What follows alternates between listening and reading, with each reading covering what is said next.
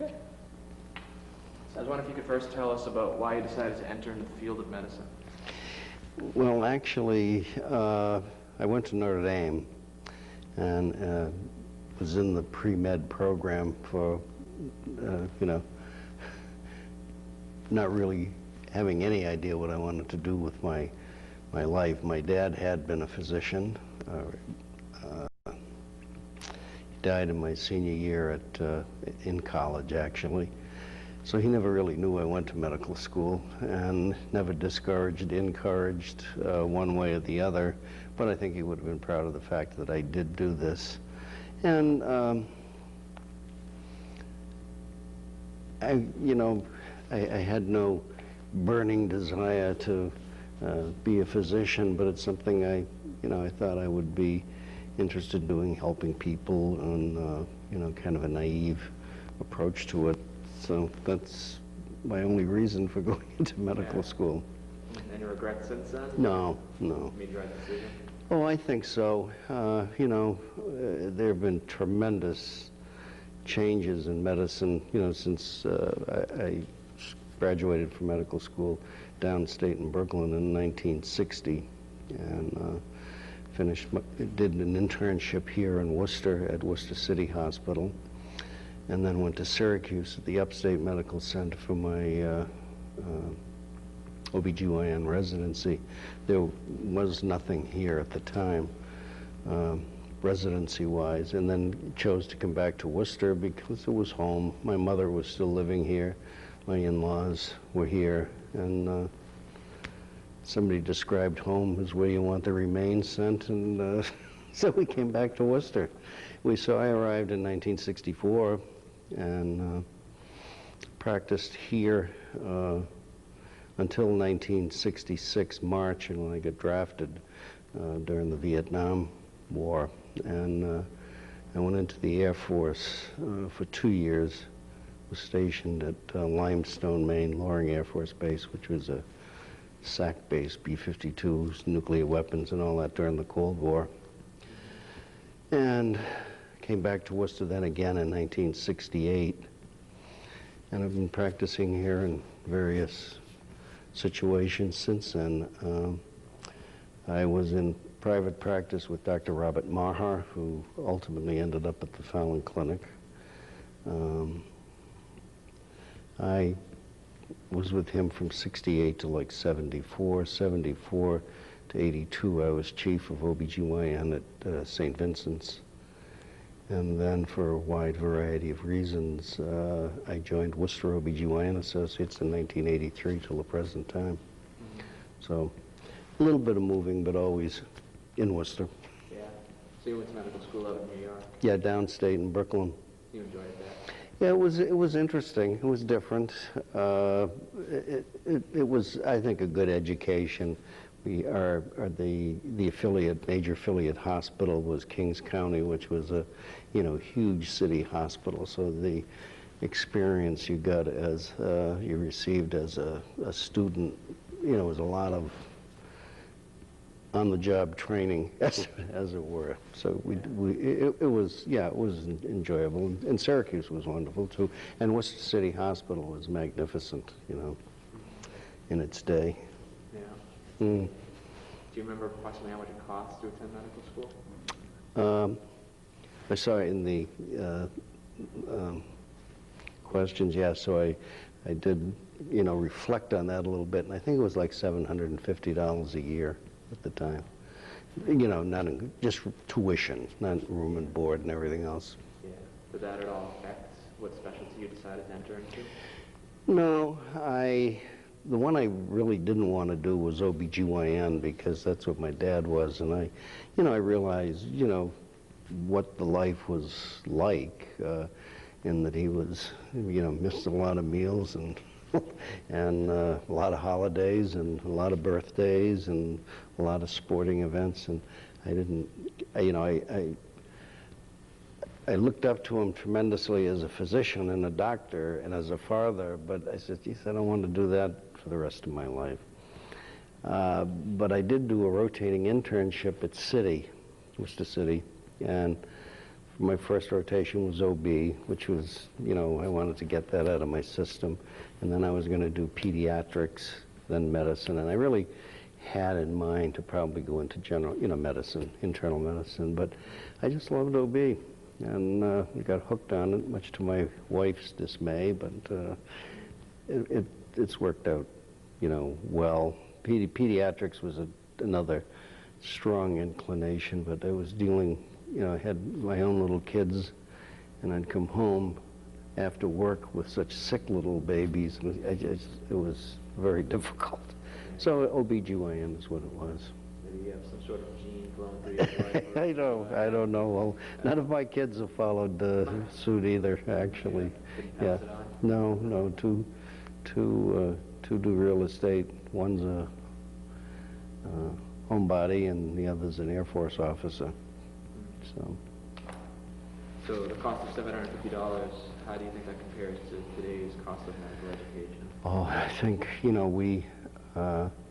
we arrived out in practice, without, these huge debts that I'm sure most of you guys, your classmates have to go through to do, residency, and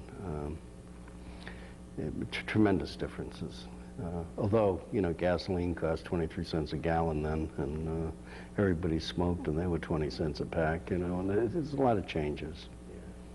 Do you think it affects at all the choice of young physicians as to what specialty they're going to enter into? I don't think so. I think most people that I have worked with and known and dealt with, never, finances were really not a big part of it. I mean, everybody really, went into it for other reasons. I mean, we all know some, but they figured it was a quick way to make a buck or something. But, there are a lot quicker ways and a lot easier ways. And I think that a lot of the, the brightest of your generation are doing other things just because of the, the time involved and the degree of debt one is in before you're in your mid-30s and finally making a living. It's a long road to home. Yeah, I don't like that question. It's written down. No, I know. I think you follow what you really love to go into. Yeah, and I never equated anything with, dollars. I really never did. That's why I'm still working. Yeah. So you did your residency in Worcester? No, internship at Worcester City, and then there were no programs around here, so I ended up going to upstate. We didn't want to go back to New York City per se, but we loved Syracuse. It was nice. Very similar to Worcester, actually, except a little colder and a little more snow. The lake effect. Yeah, the lake effect is constantly snowing. Yeah, but it was nice, and I think the training was excellent. And, as I said, the med school here didn't start till 73, I think, 72 or 3, somewhere around there. And then the residencies, really got going full-fledged a little bit later, but it would have been wonderful to be able to practice, come here and do a residency and then practice here, but this is all wasn't here. Yeah, it sounds like you really enjoy Worcester. Oh, yeah, it's, I've lived a lot of places. I've lived in Virginia, I've lived in New York City, I've lived in Syracuse, spent 4 years in college in Indiana, spent 2 years in Limestone, Maine, spent, a month or so down in Alabama learning how to salute. So I've been all over the place, and for its pitfalls, Worcester has a lot of nice place to bring up kids and a nice place to be from, really, I think. Nobody can pronounce it, though. It's always called Worcester, which drives me crazy. I met someone from, where were they from? Went to a wedding Saturday. They're from New York, and they said Worcester. Common mistake. Yeah. Was there anything in particular that you enjoyed when you practiced in Worcester, or since you've been practicing in Worcester? Well, Worcester, again, has changed so much. I mean, when I first arrived back here in 1964, they were delivering babies. Obstetrics was done at Fairlawn Hospital, it was done at Worcester City Hospital, it was done at Memorial Hospital, it was done at St. Vincent's Hospital, it was done at Hahnemann Hospital, it was done at Holden Hospital. And, you know, we've seen a tremendous change in that, where, you know, all babies are delivered now at, well, Med City downtown, or the vast majority at Memorial. And I stopped doing OB in 1990, having done it since 64 to 90. I thought that was enough years at that. And just do, you know, GYN, which is, you know, a whole different lifestyle. I mean, I loved obstetrics and I loved what I did with it, but when you stop doing it, it's like you died and went to heaven. You know, the change in call schedule, because I mean, now everybody's practicing in big groups, but in days like that, years ago, there were just, you know, one or two of you, and you were on, and he was on, and it was a tough road. When you first started practicing in the Worcester area, did you admit patients to multiple hospitals? Yep, yes. Yeah, to City, to St. Vincent's, as well as Memorial. Well, because you didn't really know where your practice was going to gravitate. City was really the, what do you want to call it? The, well, almost like the welfare hospital, but not really. But I mean, a lot of the clinic cases were done at City. St. Vincent's was, you know, strictly private, and they had an affiliation with Georgetown Medical School for medicine and surgery, you know, residencies. And Memorial had their own freestanding programs, and I wanted to be, and City had, you know, residency programs in surgery, medicine, you know, a bunch of specialties. So I really wanted to be involved with hospitals that had, you know, residents, because we didn't have, you know, many medical students at the time. Guys would come out, but I enjoyed the teaching aspect of it, being involved with that part of it, you know. So that's how I worked at all three. And then your practice, you know, gradually evolves, and in the late 70s, City closed, so then it was either St. V's or Memorial, and I continued to do both until I became chief at St. V's, and then I did, you know, 90% at St. V's and 10%, because we still had to do the high-risk, complicated stuff for Memorial, because that's where the neonatologists and perinatologists were based. Yeah. So it always entailed, I-290 was wonderful. You could just come down the hill, go and exit and get off. You were right there. Yeah. That must have made your life a little bit difficult running between hospitals. It did. And, you know, with the practice, and they had a big practice, and, you know, and a lot of patients sitting around waiting for you a lot, as your wife was home waiting for you for supper many times, too. So, yeah. So it was, yeah, it was busy. Did you ever get into any situations where you'd have multiple births going on between different hospitals? Yeah, but we had at the time, there's a very collegial relationship between, you know, almost all the obstetricians, and there's always somebody around, and somebody would jump in. You know, people weren't having babies by themselves because you couldn't get there. But that happened very, very infrequently, actually. Yeah. Kind of didn't have gray hair. My hair was the color of yours when I started. Maybe run between the hospitals. Yeah, right. Hospitals in the office and just a couple more questions about the Worcester area and how it changed while you were practicing. Did you notice any change in the demographics of your patient population? You know, I never really, you know, studied where my patients came from. You know, it was always pretty much word of mouth. You delivered one, and then you delivered her sister or her cousin, and, you know, that's just kind of the way it went. You know, there was no advertising, you know, or anything in those days. You came and you put your sign on a building and you sat and did nothing. You'd go have lunch at this hospital one noontime and go to another the next time, just to let people know you were around. And gradually you start, you know, some some of the practitioners at the time were very kind and, sending patients. For example, in the early 60s, Champus was the military program. And they paid less than Medicaid, basically, at the time, which was not very much. So nobody really wanted those patients, so they'd send them over to you. And, I'd be happy to deliver them. And again, I said it was not for the dollars and cents. It was just to be, working. And it worked out pretty well in the long run. But the demographics, I never really paid much attention to that. Probably should have. If I was a sound businessman, I guess I would. So when you first came back to Worcester after completing your residency, Mm-hmm. you opened up an independent practice? Mm-hmm.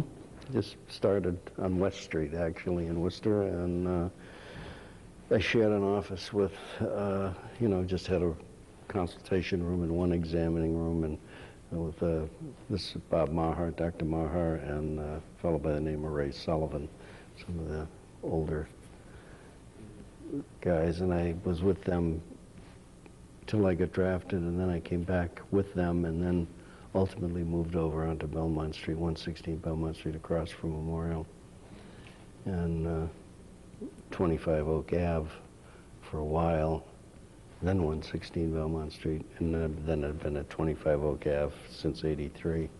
So never really moved too far from over the hill. Yeah. Mm. What was a typical day like for you when you first started practicing as compared to later on? A lot of hanging around because you didn't have any patients. So it was, you work because of your involvements with the hospitals that had teaching programs, or you would, spend some time in the clinics helping out with the free care type stuff, and so you just kind of kept busy and kind of try to get a little exposure, and apparently that's worked out okay. Can't do that now. I mean, just because of the costs of starting a practice. I mean, just to do, get malpractice coverage. Somebody doing OB, that's about $72,000 a year now, and for just GYN is about $28,000 a year. So I mean, got to deliver a lot of babies to pay for that. Really. How did your hours compare once your practice started getting established? Well, the practice of medicine, was my life. That's what I did. And, when my kids were in Little League and Babe Ruth League baseball, the boys, they didn't have beepers. I used to have to get a whole bunch of dimes, and, every couple innings I'd call into the answering service to see if anything was going on. I mean, it was a lot of tension you were practicing under all the time. And obviously, if somebody was off in labor, you were there, so you missed a lot of things. And then later on in the 80s, when I joined Worcester OB/GYN, it was a group of 4 of us, 5 of us. And, then you had time off and you could live a little bit. But when you were on, it was awful. Yeah. So it was busy. Did you do house calls at all? I have, but, there really wasn't the necessity. I think in the era I practiced house calls, particularly in OB/GYN. You don't go see women in the house by yourself, even, in the 70s and 80s, just because of the, possible implications. And, try to have chaperones with you all the time when you're examining patients. Yeah. So you mentioned that you did indeed have a family while you were going through medicine. Yeah, the first child was born at the end of freshman year in med school, the second one at the end of second year medical school. They were 11 months apart, actually, and then the next one was born when I was an intern, and the fourth one was born after I got out of the Air Force, so there was 8 years between our third and our fourth. So the older 3 always thought we spoiled him rotten. But I said, he's the only child we ever had, and we could really afford to have one. Yeah. What do you think it was like for your family to have such a busy position? Well, they've talked about it on a couple occasions. I can remember very clearly the first Christmas that I was not, really on call during the entire weekend. I just happened to be there. And they talked many times about Christmas past, that, I was coming or going. I can remember in my last year of residency, I was on Christmas Eve and getting ready to leave the hospital Christmas morning, and an ectopic came into the emergency room, which I had to do. And so I finally got home that morning around 11:30, quarter to 12, and the kids were sitting on the top of the steps, and they could hear. Now, we lived in these kind of wall-to-wall apartments, big row thing, and our kids could hear the kids next door playing with all their toys, and the kids on the other side playing with all their toys, and Maureen had them sitting at the top of the stairs waiting for Daddy to come home. And they remembered that very clearly. It kind of bring tears to your eyes when they tell the story of, the things that you as a physician give up, but what your family gives up too. You'll see. Yeah. Difficult balance. Yeah, no, it is. It really is. But I mean, it's a whole different set of circumstances now. I don't think anybody would go into it the way we did. I mean, it was just the way it was, You worked you residency every other night. That was it. Boom, boom, boom. Go to work on Monday morning and come home Tuesday evening. That was it. For 3 years. So. Were you able to take any vacations when you first started practicing? Yeah, we did, but it was always, difficult to take a week here and a week there, and probably, I would say, until in 1975, we finally bought a place at the Cape, but we only used to use it 2 weeks and rent it the rest of the time, and it was only in the late 80s that, when the boys, started to work down at the Cape, that my wife would go and stay for the summer, and I became a weekend warrior, and still doing it, actually. Yeah. So, yeah, we managed to have time off and do this. It wasn't all a monastic type approach to things. Yeah. So I imagine practicing for over 35 years, you've probably seen quite a few changes as far as... Taking my boards in the late 60s and then being recertified in the late 70s, and I didn't do that again. First of all, when I took my boards, I was the last group of individuals that could have your boards in OB, GYN, or OB-GYN, because there were separate programs, but in the 60s, early 60s, they all combined to an OB-GYN program.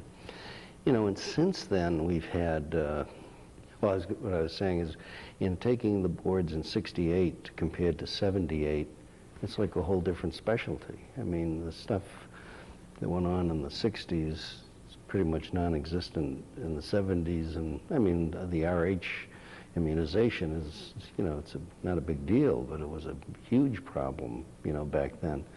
Laparoscopy we didn't have, colposcopy we didn't have, fetal monitoring we didn't have, ultrasonography we didn't have, all the stuff that everybody, takes for granted now was non-existent in the 60s.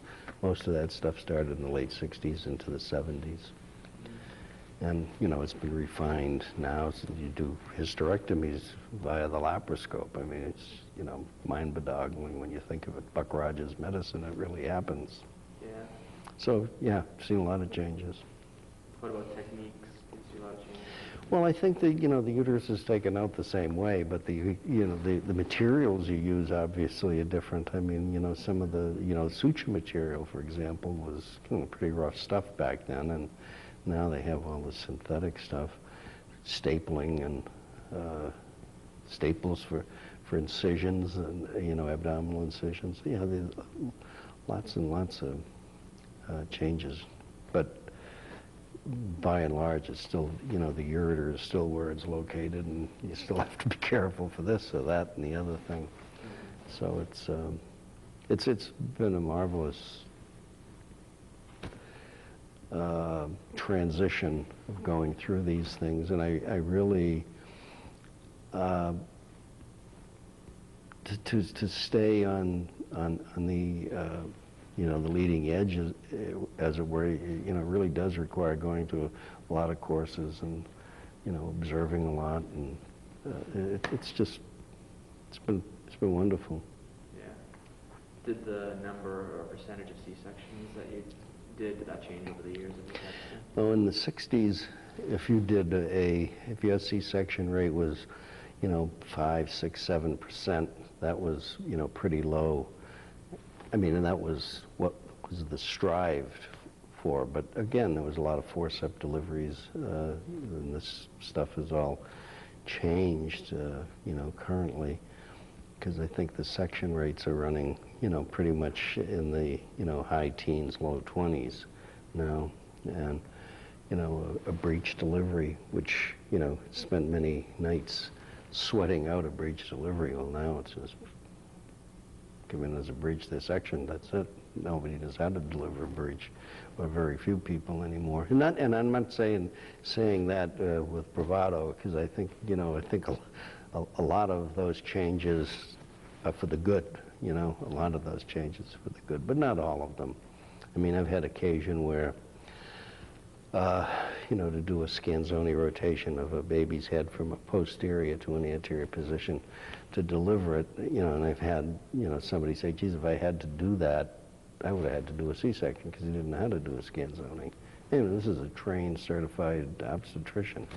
I think that's a shame that's all been lost. I don't think it should be done the way we did it, but there weren't really alternatives at that time because, cesarean section is still in operation, and it's still, there's still problems. Although my kids, my 2 daughters-in-law with C-sections, and my daughter had a C-section, all for different reasons. One was a breech, one was twins with malpresentation, and the other one that was fetal distress.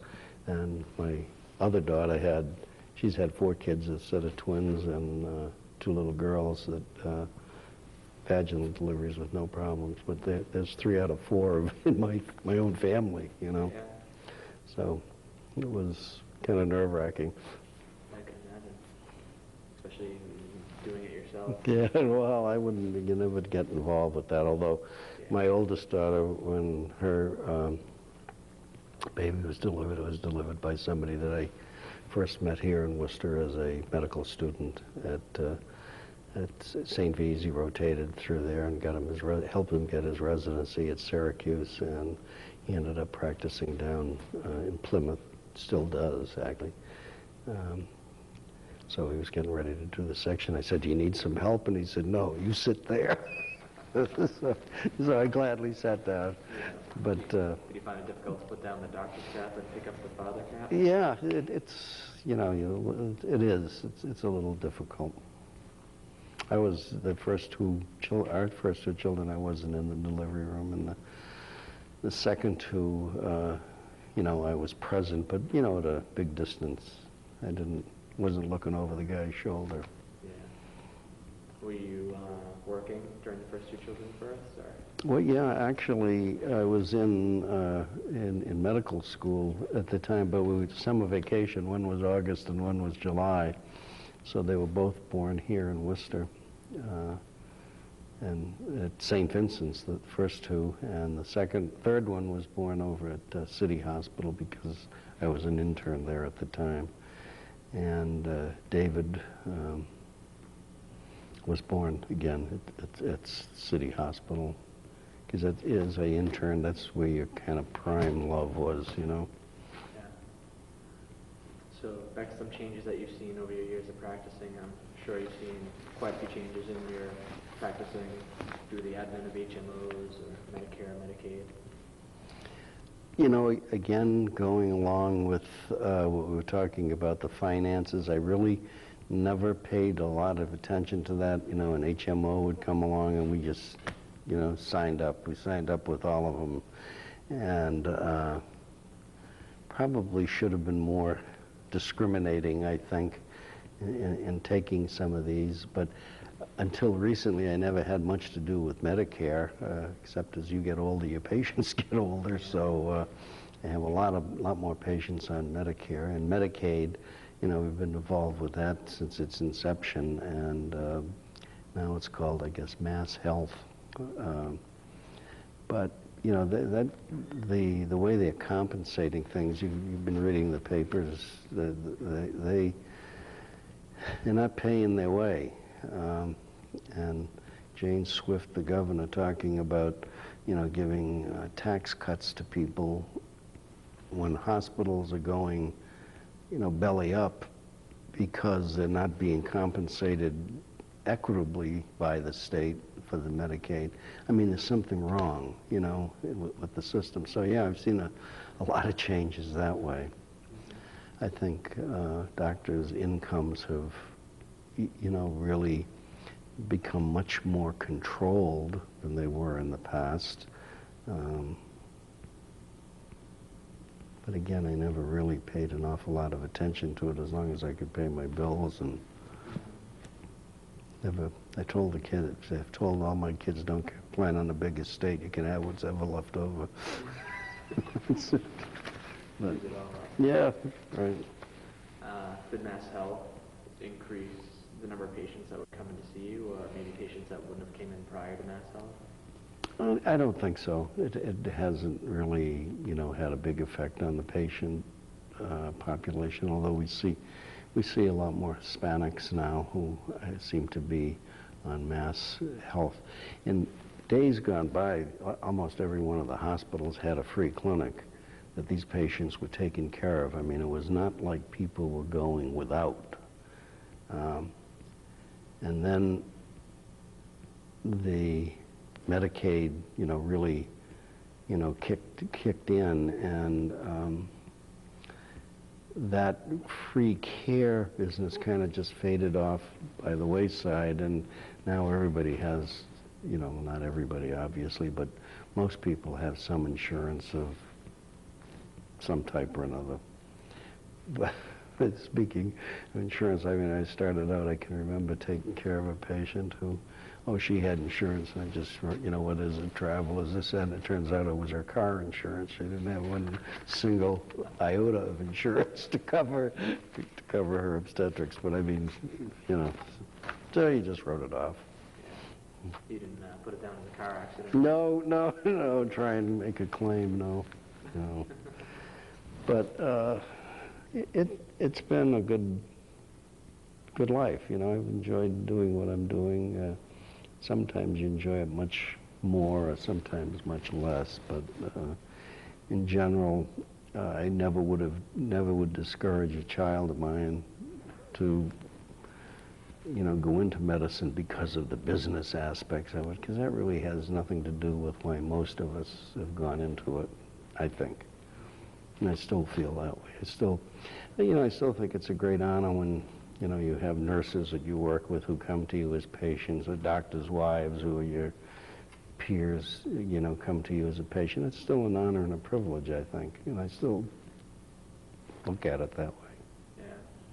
What sort of advice would you have for a young physician just beginning to enter into the field? Well, I think I used to kid and say, well, the prerequisite for going into OBGYN is you got to be dropped on your head when you're born. After that, no, because I still think it's a noble profession, and it's a wonderful, wonderful life, you know. Doing things for others is still held in pretty high esteem by most people, in spite of, I mean, people used to be in awe of the doctor, but not quite anymore. not at all anymore. But yeah, I think that just do what your heart wants you to do. So you had mentioned, I just lost my question. I thought of a question 2 months ago. Hmm.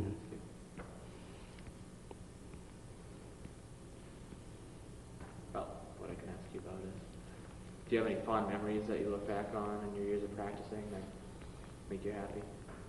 Well, I think, you know, just doing what I've done with my life has made me, you know, happy. I can't think of one, you know, event that, you know, stands out as being, you know, so super that, you know, everything revolves around it, because it was, you know, it's a long time, 30 some odd years, more now, since you've been involved, because, you know, you started medical school in '56, and that's, you know, a long time. And there's been a lot of events, you know, some tragic ones, some happy ones, and there's a lot of ups and downs. And, you know, you still, you know, doing surgery, you still worry about patients, you worry about their well-being, you're hoping everything is going to go well, and that has never changed, you know, from day one. I have one of our residents that I constantly kid, because she's a super, that's a big change too, almost all our residents are females now.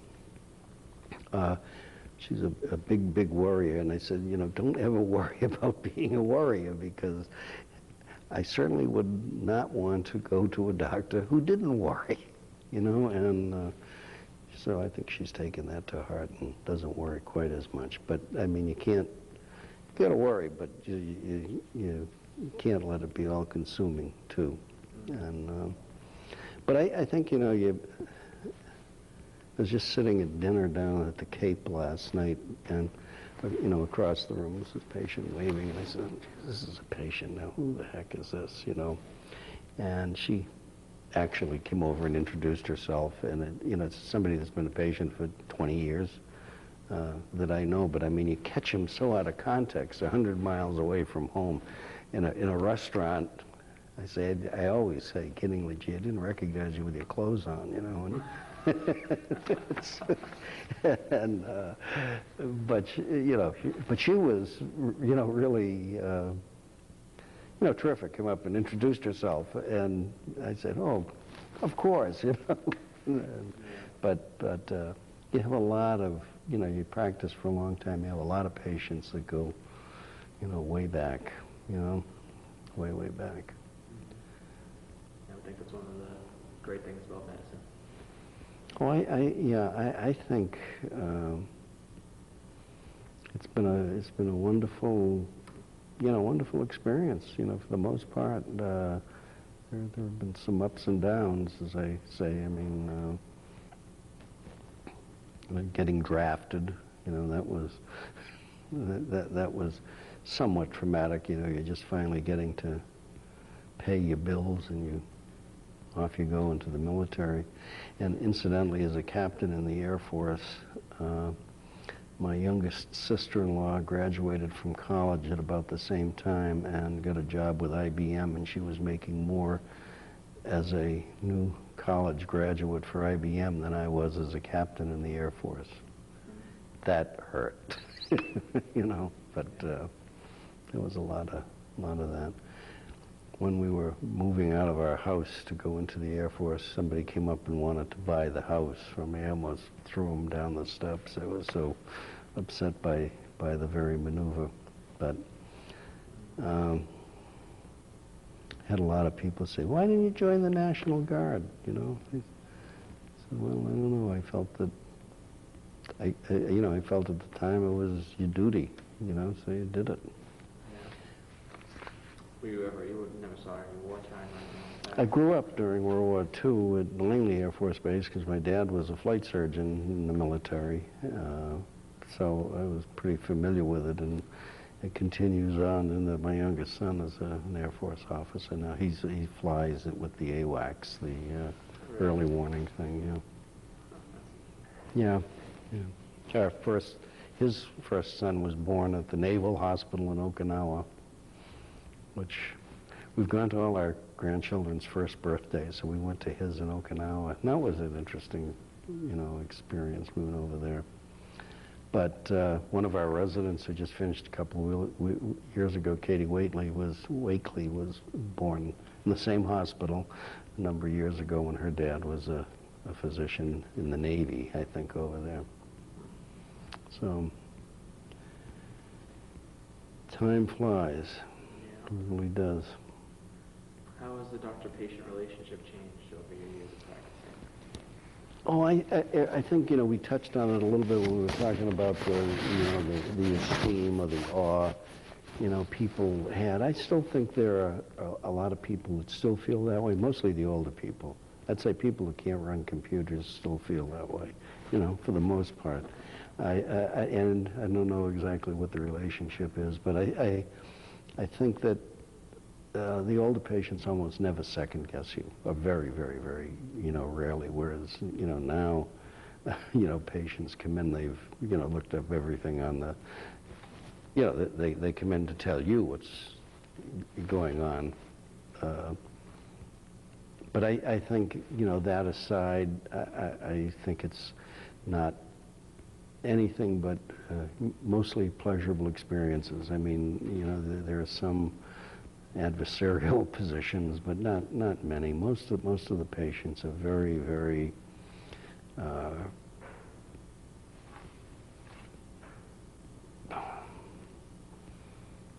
compatible, I guess, or they wouldn't come to you. I mean, it's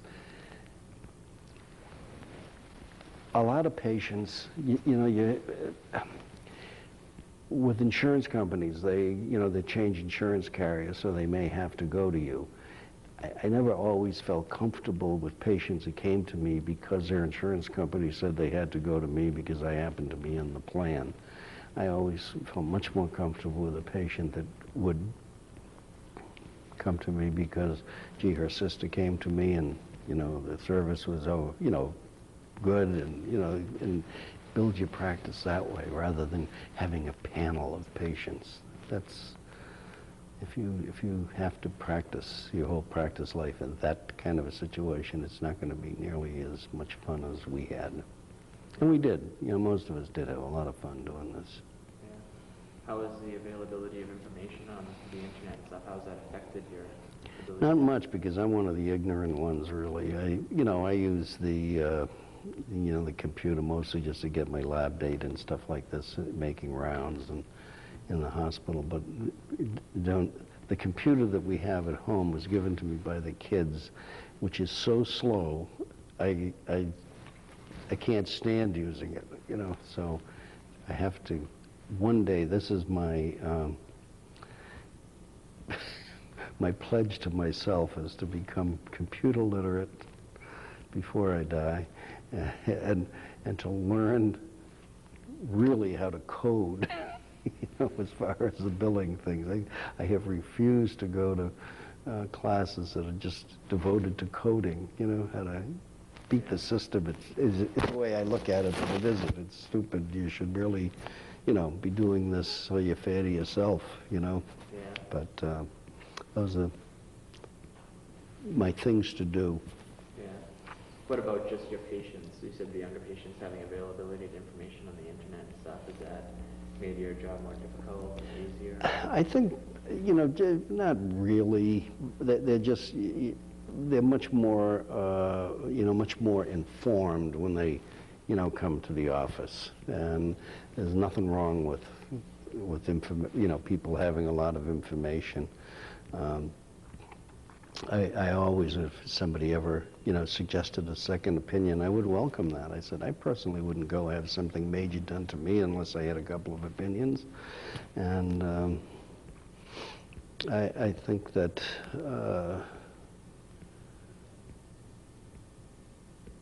an informed patient is good for them. I think another thing that's bothersome is a little bit now with all the advertising that's going on with the drug companies. I think patients coming in telling you what they want this or they want that, which is invariably the most expensive thing to that's available, is wrong. I think it's really wrong. And I think it'll be addressed because everybody is becoming aware of, just how they are. They're coming between the doctor and the patient by suggesting that, really this is the best thing that's going, and patients come in almost with the ad in their hand, So that's a big change that's gone on. I mean, detail people that approached your office. I mean, we're giving you information rather than whining and dining you and stuff like this. But it's changed a little bit that way. But I think patients being informed and coming in and asking questions. I mean, obstetrically, I did a lot of natural childbirth during its heyday, as it were. And people come in with this long list of questions. Do you do this? Do you do that? Do you have to have a prep? Do you have to have an enema? Do you have to, and it gets to the point you'd almost say, why did you come here? Well, I know that you do this, and I say, yeah, that's right. So I mean, you answer the, you do that kind of in a gentle way, but never an arrogant way. Well, what do you mean?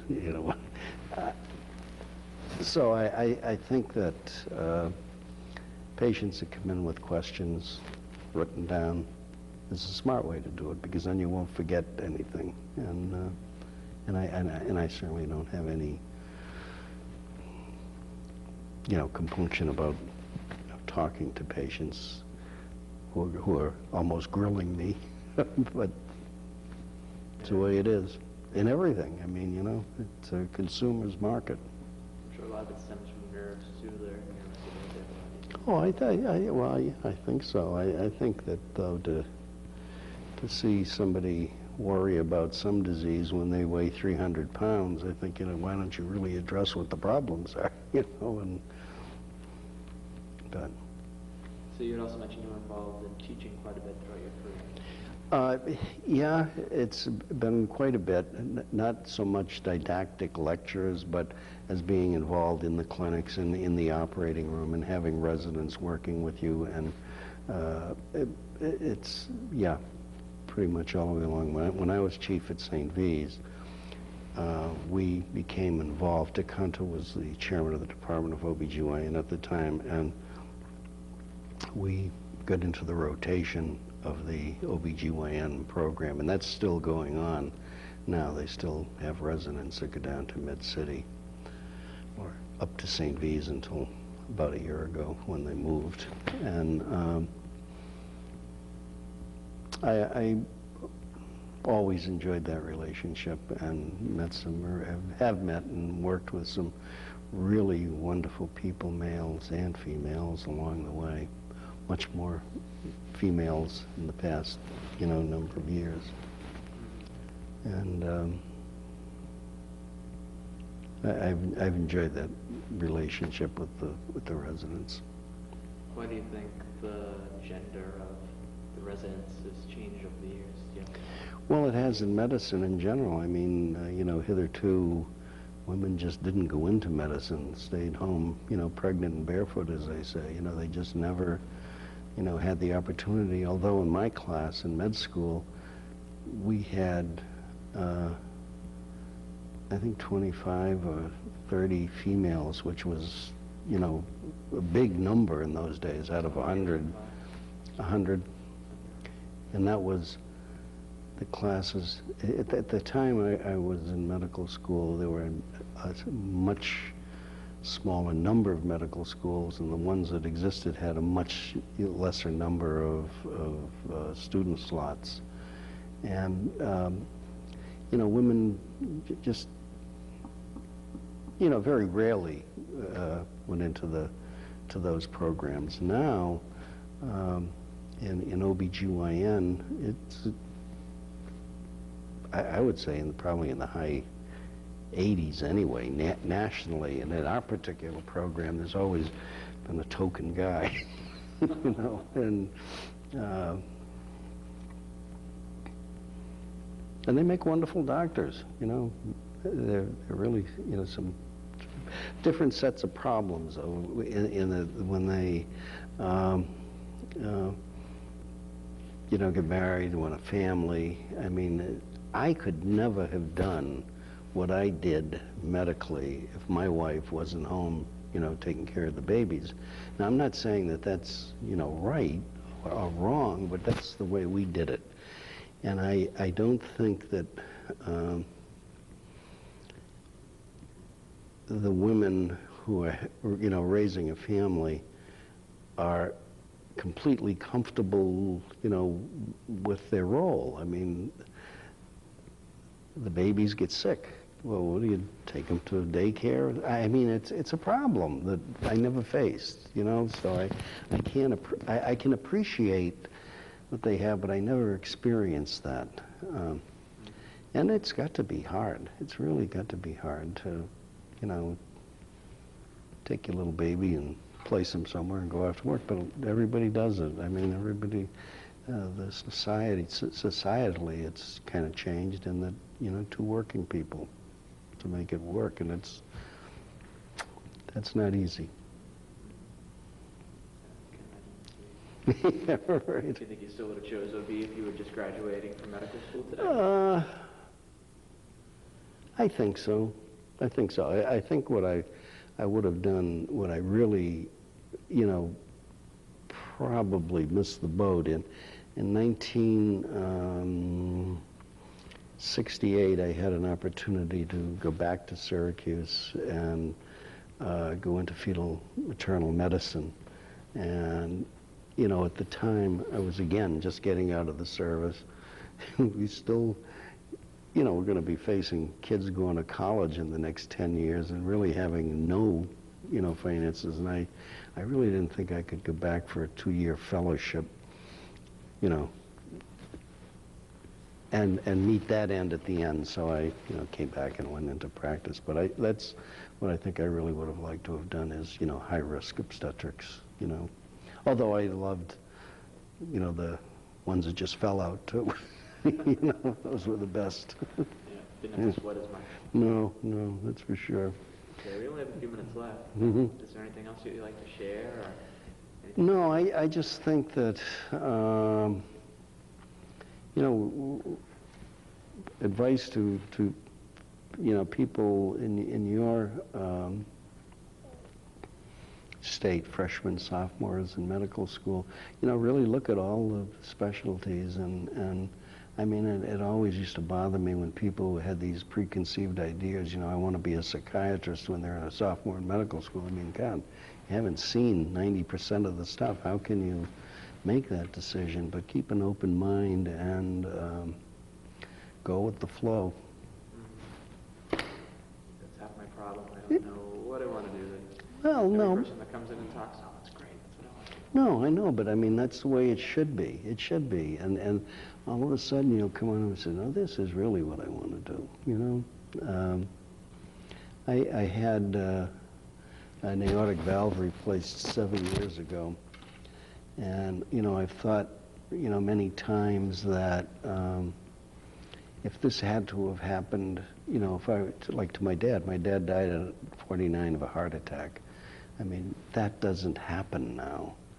This valve, if it had been, if I had been one generation back, I'd have been dying, you know, screwed. You can't do it. So it was done actually by Mort Buckley at Mass General, who was my closest friend growing up, you know, and talk about putting the pressure on somebody, you know. But, you know, he told me the valve's going to outlast me, and I said, well, that's good. Okay. If not, you'll be knocking on. Yeah, right. I think he's retired also. Oh, I'm